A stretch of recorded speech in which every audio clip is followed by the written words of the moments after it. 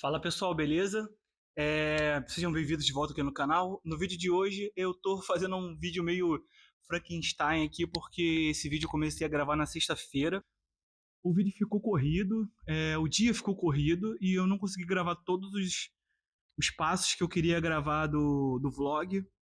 E aí, nesse caso, eu preferi fazer essa mescla de imagens com um pouquinho do material de sexta.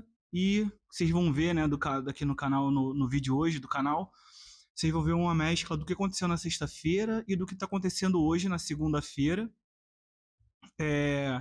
Na sexta eu tive bastante reunião, eu tive algumas calls que eu tive que resolver alguns problemas. Tive aula de inglês na sexta-feira pela manhã também, antes do expediente.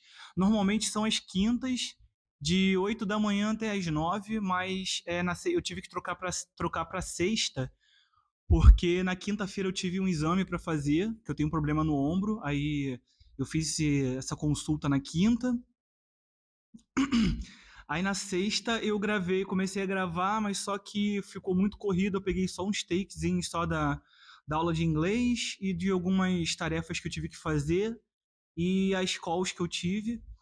Mas é basicamente isso. Agora eu tô tentando mesclar um pouco do conteúdo que eu tô fazendo aqui no canal, um pouco de vlog com um pouco de conhecimento, né, sobre a área de análise de dados. Se vocês estão aqui pela primeira vez, também não esqueça de colaborar, se inscrevendo no canal, deixando o like, porque isso vai fazer com que o meu conteúdo chegue a mais pessoas e eu consiga alcançar mais gente que esteja começando nessa área. Se você já me acompanha aqui, se você é novo aqui no canal, na verdade, está vendo aqui pela primeira vez, acessa aí os outros vídeos, conhece um pouquinho mais sobre mim, se tornem inscritos aí no meu canal para poder me ajudar a ajudar mais pessoas iniciantes aí da área de dados, beleza? Então é isso, vamos lá, vamos continuar.